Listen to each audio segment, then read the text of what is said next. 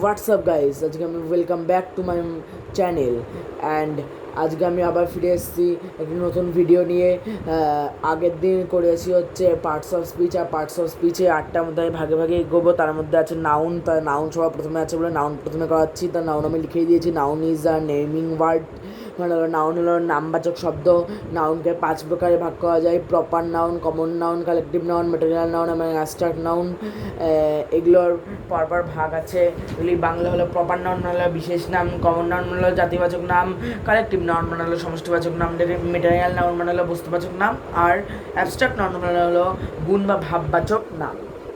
তা proper noun মানে হলো লিখেই দিয়েছি, this words are the name of one particular person, place, thing or event as decent from every other. Example: Ramesh, Gita, Ganges.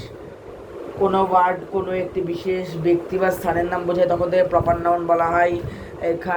আরেকটা সংজ্ঞা বলা যেতে পারে যে একটি নির্দিষ্ট প্রাণী, জায়গা, বস্তু বা ঘটনার নিজস্ব নাম বোঝায় এই ওয়ার্ডগুলো। তারপরে আছে common noun. This words donate no one person or thing in particular but are common to any and every person or thing of the same kind. Example: student, baby. যে ওয়ার্ড শ্রেণীবাচক বা জাতিবাচক সাধারণ নামকে বোঝায় তাকে কমন নাউন বলে, বা একই জাতীয় প্রাণী বা বস্তু সকলকেই বোঝায় এই ওয়ার্ড দ্বারা। তারপরে আছে collective noun. This words are the name of a group or collection of persons or things taken as a whole. Example: team, pack. এটা বোঝাতে চেয়েছে সমজাতীয় কিছু ব্যক্তি বা বিষয়ের সমষ্টিকে একটি নাম বোঝালে সেই শব্দটি কালেকটিভ নাউন হয়, অর্থাৎ একই জাতীয় প্রাণী বা বস্তুকে একত্র করিয়া বোঝায় এই ওয়ার্ডগুলি দ্বারা। তারপরে আছে material noun. This words denote the matter or substance of which things are made. It also called mass noun. যে ম্যাটেরিয়াল বা পদার্থ দ্বারা কোনো জিনিস গঠিত হয় তাহাকে এই নাউন দ্বারা বলা যেতে পারে, এবং এটি আরেকটা নাম হলো ম্যাস নাউন, মানে হলো ভর জাতীয় বিশেষ্য। তার এটা এক্সাম্পল হলো কাপ, বোট, বোর্ড। তাছাড়া যেগুলো জড়বস্তু তাকে এটি উদাহরণ দেওয়া হতে পারে। তবে হচ্ছে abstract noun. This words are usually the name of a quality, action or state considered apart from the object to which is belongs. Abstract noun হলো বস্তু নিরপেক্ষ গুণ, কাজ বা অবস্থানের নাম। তাছাড়া এটা মনে রাখা একটি সহজ উপায় হলো এই অ্যাবস্ট্রাক্ট নাউন কোনো বাজারে কিনতে পাওয়া যায় না। মানে এটাই এক্সাম্পল তো দিয়েই দিয়েছি কোয়ালিটি, অ্যাকশন এবং স্টেট হিসাবে। কোয়ালিটি হলো কাইন্ডনেস, অ্যাকশন হলো লাফটার, আর স্টেট হলো চাইল্ডহুড। এগুলো কখনো বাজারে কিনতে পাওয়া যায় না। যেরকম কাইন্ডনেস, এটা কোনো পরিমাণ হয় না, এটা বাজারেও কিনতে পাওয়া যায় না। এটার নিজস্ব তো একটা ভাব যা বোঝানো হয় কিন্তু দেখানো যায় না কখনো। সেরকমই লাফটার মানে উচ্চ হাস্য,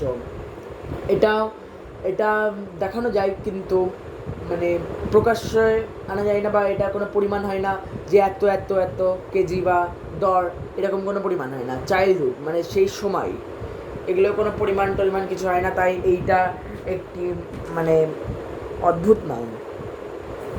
তো আমি সবকটা একটু উদাহরণ বলে দিচ্ছি বাক্য। প্রপার নাউন হলো Kolkata is a big city. এখানে কলকাতা হলো প্রপার নাউন, এখানে প্লেসের নাম বুঝেছে তাই এটা হবে প্রপার নাউন। যেরকম Rita is a poor girl, এখানে রিতা হলো প্রপার নাউন, এটা পার্সনের নাম বুঝিয়েছে। তাছাড়া বিনয় ইজ আ স্মার্ট বয়, এখানে বিনয় হলো প্রপার নাউন, এখানে এটি পার্সনের নাম বুঝিয়েছে। তারপরে আছে কমন নাউন। কমন নাউনের কিছু উদাহরণ হলো she is a student, এখানে স্টুডেন্ট হলো common noun. The teachers teach us, এটা টিচার্স হলো কমন নাউন।